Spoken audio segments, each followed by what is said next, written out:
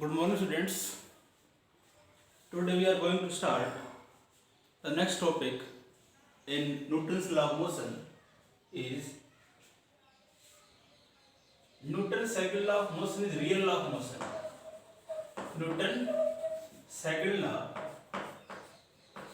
Newton's second law is real law.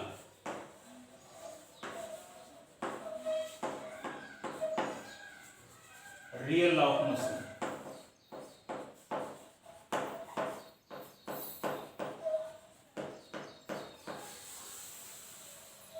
Newton's का जो second law जो होता है ना वो रियल लॉ होता है। रियल लॉ क्यों होता है वो?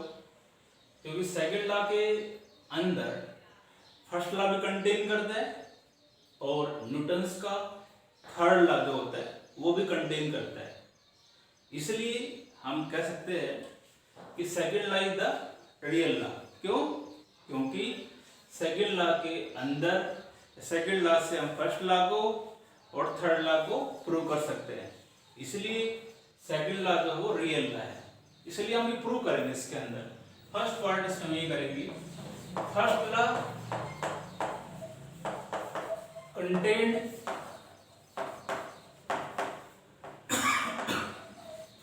contained in Newton second law.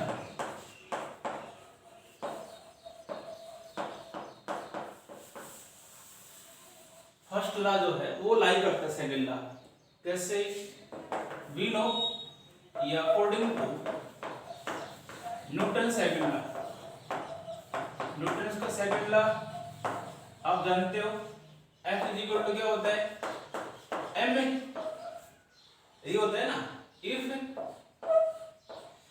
No force is applied, यदि हम कह रहे हैं फोर्स अप्लाई जो है वो हमने नहीं किया तो इसमें पुट करो तो 0 इज इक्वल टू M में और M इज इक्वल टू 0। यहां से हम कह सकते हैं मास किसी बॉडी का कभी 0 होता नहीं है। M मास जो है 0 नहीं हो सकता। इसका मतलब यहां से 0 क्या होगा? इसका मतलब E जो है वो आपका 0 होगा। इसका मतलब क्या होगा? इसका मतलब ये हुआ यदि आप बॉडी पे फोर्स एक्सटर्नल फोर्स अप्लाई नहीं करोगे तो बॉडी एक्सेलरेट नहीं होगी। मींस यदि बॉडी आपकी रेस्ट के अंदर है तो कंटिन्यू जो है उस बॉडी की पोजीशन रेस्ट में रहेगी और बॉडी यदि मोशन कर रही है तो कंटिन्यू मोशन में ही रहेगी। ये क्या है आपका फर्स्ट लॉ हुआ ना। हमने क्या किया? सेकंड लॉ का यूज किया और हम कह रहे हैं एक्सटर्नल फोर्स यदि आपका 0 है तो बॉडी एक्सेलरेट नहीं होगी। ठीक है, तो यहां लिख देता हूं this means that is a body at rest, body at rest remains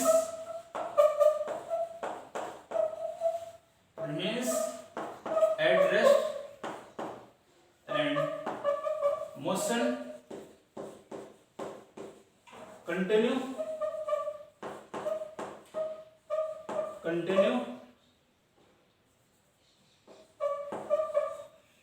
continue in motion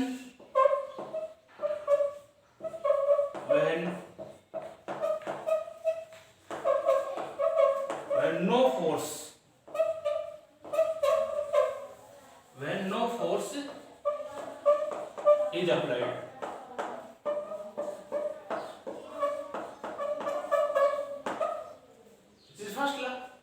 This is first law, which is first law,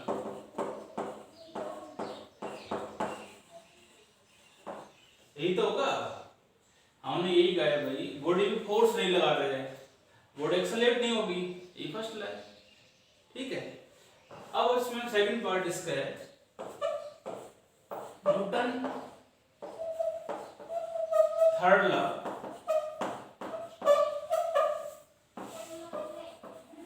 is contained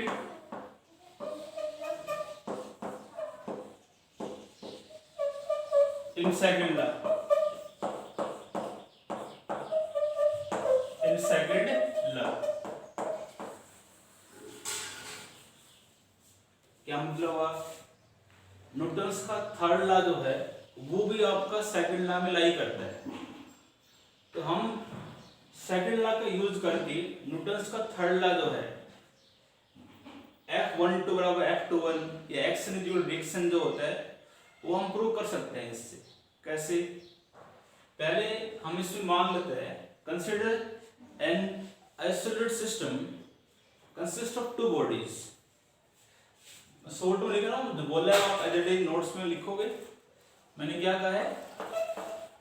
consider an isolated system, isolated system के अंदर हमने कोई दो body मान ली। There are two bodies, move कर रही है अलोंग ए स्ट्रेट लाइन। ठीक है। ड्यूरिंग कोलाइड या लेट देम कोलाइड, आपस में बॉडी टकरा दी है। आपस में बॉडी क्या हो रही? कोलिजन हो रहा है, उसके अंदर मूव कर रही है, आपस में कोलाइड हो रही है, कोलिजन हो रहा है। शॉर्ट में लिखा है, आप लिखोगे इस लाइन को पूरा। Let them collide, then the body या let the body A exert a force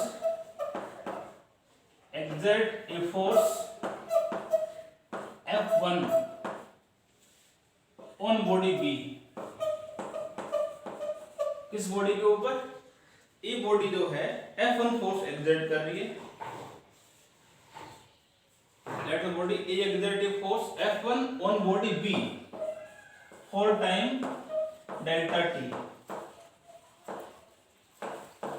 and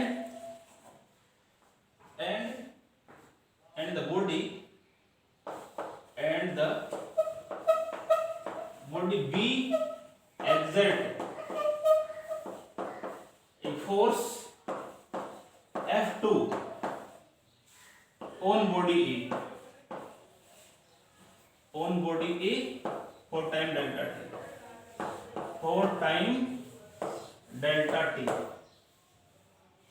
ये हमने मान लिया आइसोलेटेड सिस्टम के अंदर कोई दो बॉडी है। ठीक है। और मूव कर रही है अलोंग स्ट्रेट लाइन, कोलाइड हो रही है आपस में। ए बॉडी जो है बी पर टकराती है, तो बी पे फोर्स F1 एक्सर्ट हो रहा है।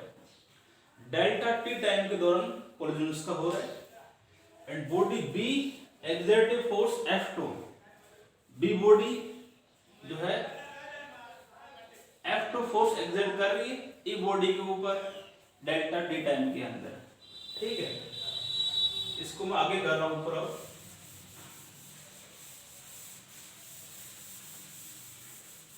तो उस केस में एक रिलेशन पढ़ा होगा आपने एक रिलेशन पढ़ा होगा चेंज इन मोमेंटम इंपल्स के अंदर जो होता है ना, आपने पढ़ा होगा वी नो। इंपल्स नहीं पढ़ा आपने? इंपल्स इज इक्वल टू होता है चेंज इन मोमेंटम बराबर है एवरेज फोर्स इनटू टाइम। इस फॉर्मूले का हम यूज करेंगे। ठीक है। तो इन दोनों का यूज कर रहा हूं मैं, इन दोनों क्वांटिटीज का। तो change in momentum of body a body के अंदर मोमेंटम चेंज हुआ तो फॉर्मूला होता है average force into time. A body पे फोर्स कितना लग रहा है आपका? ए बॉडी पे फोर्स लग रहा है आपका, लिख रखा है देखो, B body exert force F2 on body A पे फोर्स कितना है? F2। यहां पे आपका ये आएगा F2 इंटू डेल्टा टी। ध्यान रखोगे ए बॉडी फोर्स कितना लग रहा है? Let the body B exert a force F2 on body A पे फोर्स F2 है। ठीक है। इसी प्रकार change in momentum of body B क्या आएगा, F1 इंटू डेल्टा टी, तो ठीक है। Then total change in momentum, total change in momentum,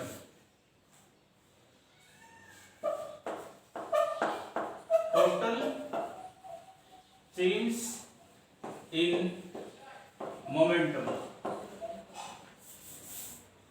वो क्या है, दोनों ऐड कर दो, F1 इसको बड़ा लिखता हूं मैं, F1 delta T plus F2 delta T, this is the total change in momentum.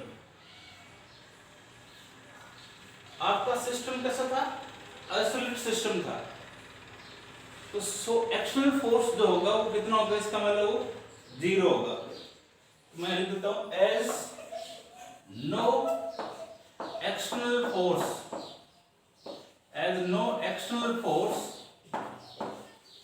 acting on the system, acting on the system,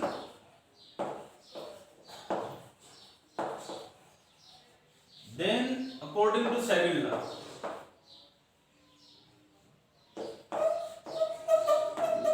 then according to Newton second law, हमने क्या कहा, एज नो एक्सटर्नल फोर्स, यदि system पे हम वैसे भी isolated system में external force आपका 0 होगा, तो फिर आप सेकंड लॉ लगाओ। सेकंड लॉ क्या होता है, rate of change of momentum is equal to external force, तो टोटल मोमेंटम आप ये चीज हो रहा है किसके बराबर आएगा, फोर्स की, फोर्स यहाँ कितना है 0, ये वैल्यू आपको 0 के इक्वल हो जाएगी, टोटल चेंज इन मोमेंटम 0 हो जाएगा, टोटल चेंज इन मोमेंटम जो है वो आपका 0 हो जाएगा, F2 delta T is equal to 0। इसको इधर ले राइट साइड में, तो ये होगा F1 delta T minus of F2 delta T, ये से घट जाएगा, F1 बराबर क्या है आपका minus F2, which is Newton third law, which is Newton's third law.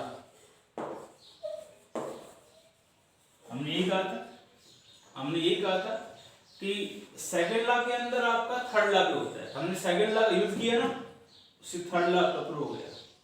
Short में बता देता हूँ इसको, मैंने ये ऐसे प्रूव किया है, आइसोलेटेड सिस्टम के अंदर there are two bodies moving along the straight line, collide होती है आपस में, ए बॉडी जो है बी पे टकरा रही है, बी ए पे टकरा रही है, दोनों में उसका मोमेंटम बदलेगा।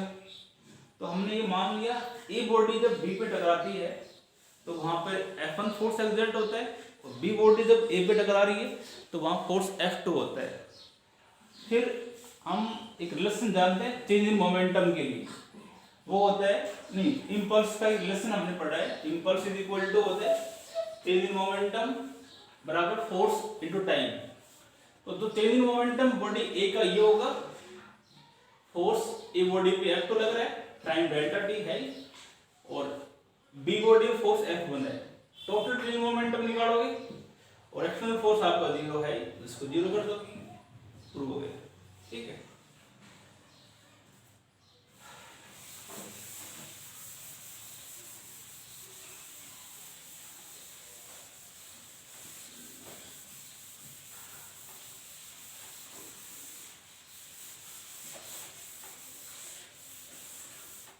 नेक्स्ट इसमें आता है apparent wait man in lift, apparent wait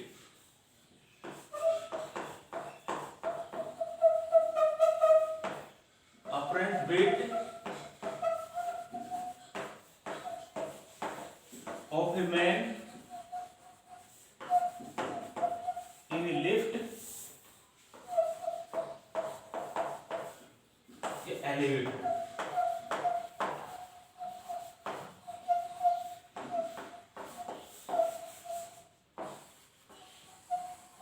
ये apparent weight of man in lift और एलिवेटर। भाई अपरेंट वाला होता है, एक होता है रियल, एक होता है वर्चुअल। वर्चुअल होता है ना, काल्पनिक जो होता है उसको अपरेंट बोलते हैं। तो अपरेंट वेट आपका क्या होगा, एक पर्सन का जो लिफ्ट के अंदर है, अलग अलग कंडीशंस के अंदर हम उसका वेट कैलकुलेट करेंगे। ठीक है, इसके लिए अपने मान ले पर्सन है, suppose a person of mass, उसका मास हमने m मान लिया। Suppose that person of mass m, तो उसका एक्चुअल वेट जो होगा ना, उसका एक्चुअल वेट बताओ क्या होगा, वेट इज इक्वल टू होता है mg। वेट का फॉर्मूला क्या होता है mg, ठीक है ना। एक्चुअल वेट ये होगा, भाई मास दे रखा है, ग्रेविटी होगा, एक पर्सन जिसका मास m है standing on the weighing machine in A lift. Lift के अंदर एक वेइंग मशीन है, उस पे एक पर्सन खड़ा हुआ है, तो उसका एक्चुअल वेट जो होगा ग्राउंड के ऊपर वो mg होगा। तो जैसे ही हमारी जो लिफ्ट जो है वो मूव करेगी, तो उस केस में जो जैसे उस पर खड़ा होगा तो वो ऊपर की तरफ एक फोर्स और लगता है, नॉर्मल रिएक्शन जो होगा। जैसे ही पर्सन मान लो लिफ्ट के अंदर है, जैसे हम अलग कंडीशंस की इसमें बात करेंगे। सपोज दैट ये हमने एक एलिवेटर लिया हुआ है, लिफ्ट के फॉर्म में होता है, और ये आपकी एक वेइंग मशीन है। अब सपोज कोई पर्सन मान लो यहाँ पे है, तो इसको नीचे की तरफ तो इससे क्या लगेगा वेट, और इसको बैलेंस करने के लिए क्या लगेगा, नॉर्मल रिएक्शन R। यही आपका क्या होगा यहाँ पर अपरेंट वेट होगा इसका।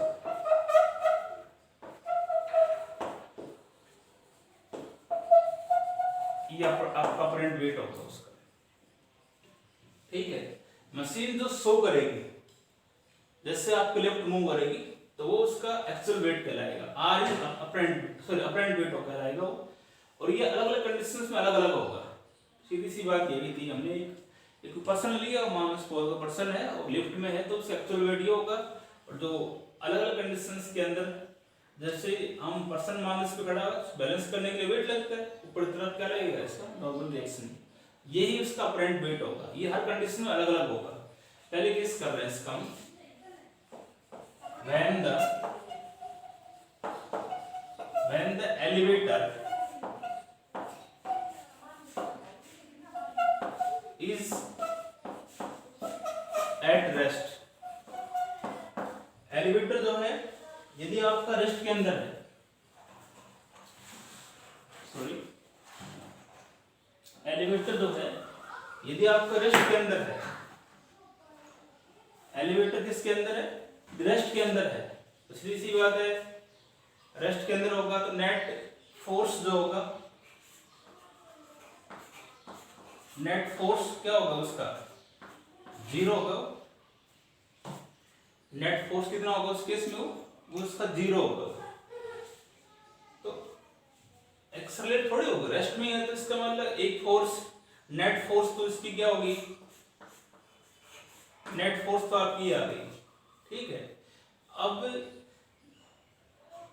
एक ऊपर तरफ R नीचे वेट, तो आप कर सकते हो net force is equal to, net force यहाँ पे कितना है 0, इसके बराबर होगा वो R माइनस mg। वो क्या आएगा आपका, तो माइनस क्यों कर दिया, माइनस का दो फोर्स है, दोनों डायरेक्शन अपोजिट है, इसलिए इसमें से घटा, mg में से घटा दो, इसमें से घटा दो, बात एक ही है।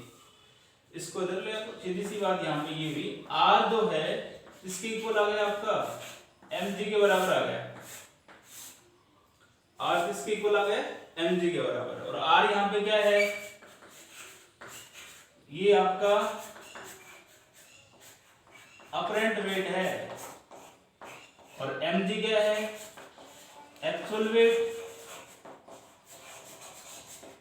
तो मतलब क्या हुआ इसका मतलब यदि आपकी लिफ्ट जो है इस केस में एक्सेलरेशन तो होगा नहीं, रेस्ट के अंदर है, तो यदि एलिवेटर रेस्ट के अंदर होगा तो नेट फोर्स 0, और इस फोर्स में से ये घटा दो, R is force, apparent weight है, ठीक, उसी के फॉर्म में होता है। तो अपरेंट वेट इस केस में एक्चुअल वेट होगा।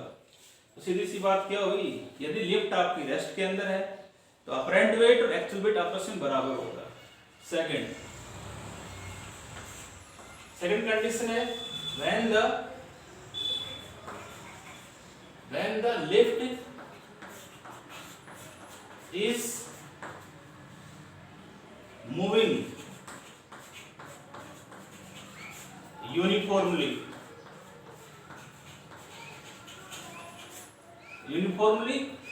upward or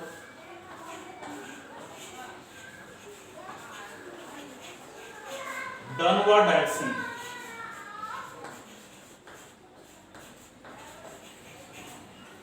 यदि लिफ्ट जो है यूनिफॉर्मली अपवर्ड या डाउनवर्ड डायरेक्शन मूव कर रही हो, यूनिफॉर्मली मूव कर रही है, तो सीधी सी बात यहाँ पे इस केस में भी क्या होगी, सीधी सी बात यही होगी, एक्सेलरेशन जो होगा, एक्सेलरेशन जो है उस पर्सन का वो तो आपका जीरो ही आएगा। तो नेट फोर्स क्या होगा, नेट फोर्स जो होगा वो भी आपका जीरो आएगा। यूनिफॉर्मली मतलब ये वेलोसिटी इसकी चेंज नहीं हो रही, एक्सेलरेशन कहां से होगा, इसका मतलब इस केस के अंदर वही होगा फिगर से, फर्स्ट फिगर आप कह सकते हो, फ्रॉम फिगर फर्स्ट क्या होगा, 0 is equal to R minus M G. तो r इज इक्वल टू इस केस में भी क्या रहेगा आपका mg ही रहेगा, r किसके इक्वल रहेगा, mg के बराबर रहेगा। मींस इस केस के अंदर भी अपरेंट वेट जो होगा किसके बराबर होगा, एक्चुअल वेट के बराबर ही रहेगा। यदि लिफ्ट जो है यूनिफॉर्मली मूव कर रही है तो उस केस के अंदर भी आप यही कहोगे, उसके अंदर भी आप क्या कहोगे, उस पर्सन का अपरेंट वेट और एक्चुअल वेट क्या होगा, बराबर होगा। सेकंड पार्ट था इसका, थर्ड पार्ट हम करते हैं आगे। अब हम इसके थर्ड पार्ट इसमें हम लेंगे when the lift is moving, when the elevator is lift कह सकते हो, elevator का तो एक ही बात है, when the elevator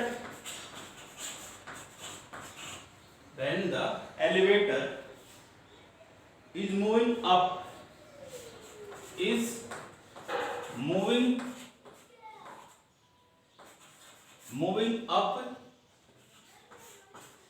with constant acceleration,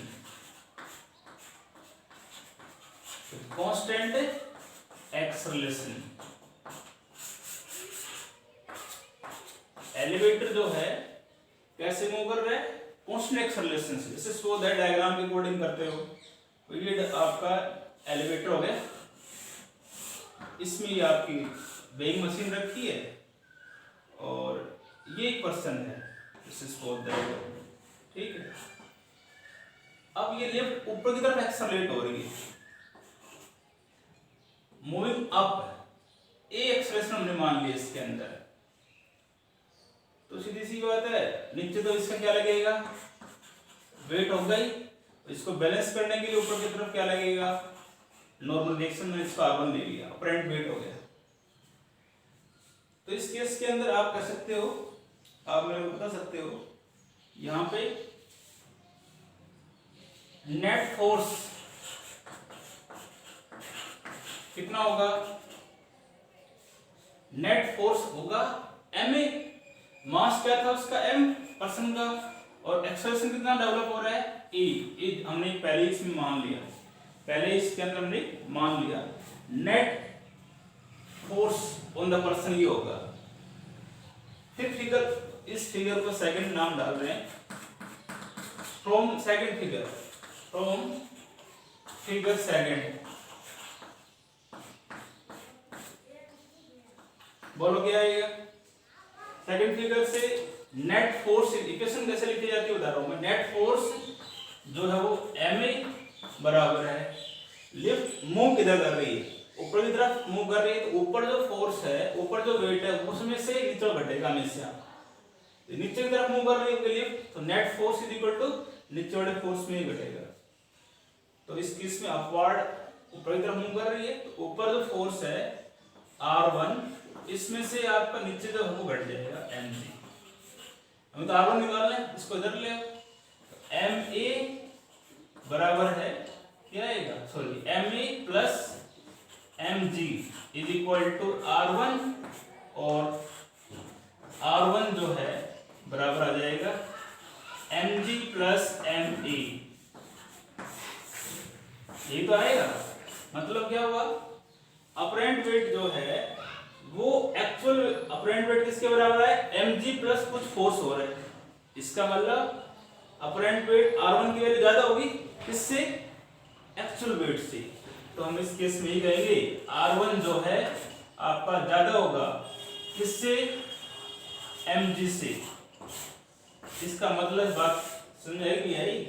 यदि लिफ्ट जो है आपका ऊपर की तरफ एक्सेलरेट हो रहा है, तो एक्चुअल वेट कम होगा, अपरेंट वेट हमेशा क्या होगा, एक्चुअल वेट से ज्यादा होगा।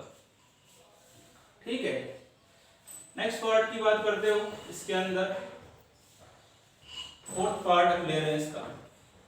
When the elevator is moving down with constant acceleration, ठीक है। इस केस में नीचे की तरफ आपकी लिफ्ट एक्सेलरेट हो रही है। इस फिगर को थर्ड नाम डालेंगे अपन, ठीक। इसको R2 ले ली। इस केस में नीचे की तरफ मूव कर रही है, डाउनवर्ड एक्सेलरेशन हमने ले लिया, डाउनवर्ड एक्सेलरेशन A ले लिया हमने। ठीक, नीचे की तरफ आपकी लिफ्ट क्या हो रही है, एक्सेलरेट हो रही है। तो net downward force on the person, downward force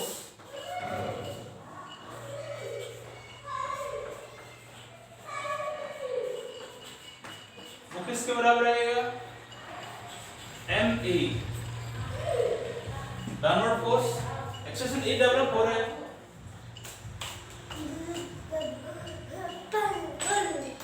downward force जो होगा ma होगा, ठीक है।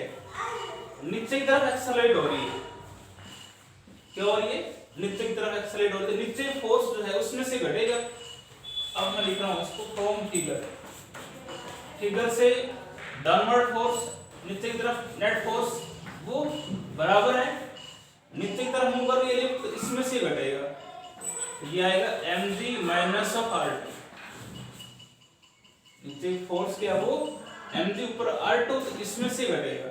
ध्यान रखो, घटेगा क्यों, डायरेक्शन अपोजिट है दोनों फोर्सेस की। अपरेंट वेट इज फोर्स, इसको धर लो। तो R2 जो होगा यहां से क्या होगा, mg माइनस ma। इक्वेशन इसको मैं नाम फर्स्ट दे रहा हूं।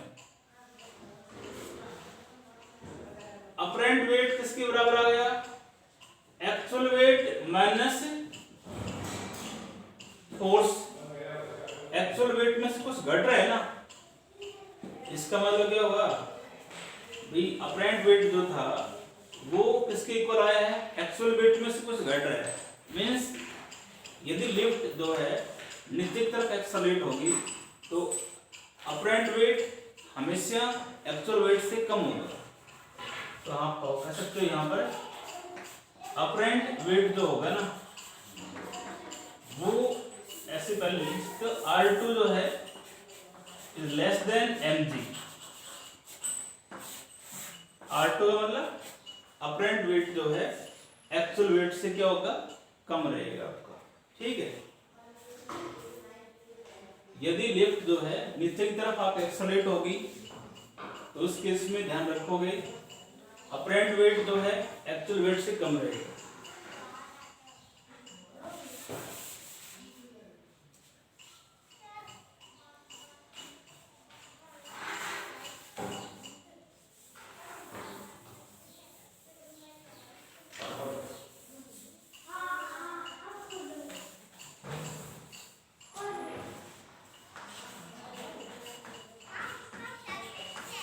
पार्ट इसमें, फोर्थ पार्ट हम इसमें लेंगे, फिफ्थ पार्ट इसके अंदर है इन फ्री फॉल कंडीशन के अंदर जब किसी बॉडी को हम फ्रीली फॉल करते हैं ना, उस केस के अंदर अपरेंट वेट पर्सन का क्या होगा? फ्री फॉल केस के अंदर सीधी सी बात है, उसका लीनियर एक्सेलरेशन जो है वो a किसके बराबर होगा? तो g के बराबर रहेगा। जब किसी बॉडी को हम फ्रीली फॉल करते हैं तो उसके अंदर एक्सेलरेशन डेवलप होगा, उसको बोलते हैं एक्सेलरेशन ड्यू टू ग्रेविटी, इसलिए a equal to g। Then equation जो अभी हमने निकाली थी ना r2 की वैल्यू, वो क्या आएगी? r2 की वैल्यू क्या है इसमें? mg माइनस ma, इसको हमने mg कर दिया, a की जगह g कर दिया, कट जाएगा, ये इससे कट जाएगा, तो r2 की वैल्यू इस केस में क्या आएगी? 0 आएगी। मींस अपरेंट वेट जो है वो आपका 0 होगा। अपरेंट वेट क्या होगा आपका? 0 होगा। मींस वो पर्सन जो है वेटलेस की कंडीशन में रहेगा। किस कंडीशन के अंदर रहेगा पर्सन? वो वेटलेस की स्टेट रहेगी उसकी। ठीक है, ये था टॉपिक इसका। अलग अलग कंडीशंस के अंदर एक लिफ्ट आपकी मूव कर रही है तो उस केस में उस पर्सन का वेट वेरी करेगा। ठीक है, वो मैंने अलग कंडीशन निकाला। यहाँ तक आपने टॉपिक्स को अब नोट्स के लिए तैयार करो इनको। ठीक है, और साथ बता दिए तुम्हारे को फर्स्ट यूनिट जो होगा ना आपका संस्कार भारती के अंदर, फर्स्ट यूनिट जो आपकी जो थी आपकी फिजिकल वर्ल्ड एंड मेजरमेंट, उसका टेस्ट होगा। सभी क्वेश्चंस आपके मल्टीपल चॉइस क्वेश्चन आएंगे, इसलिए उनको सोल्व भी करना पड़ेगा। आपको सोल्व करने के बाद टिक करना पड़ेगा, इसलिए उनकी तैयारी करना फर्स्ट। थैंक्स।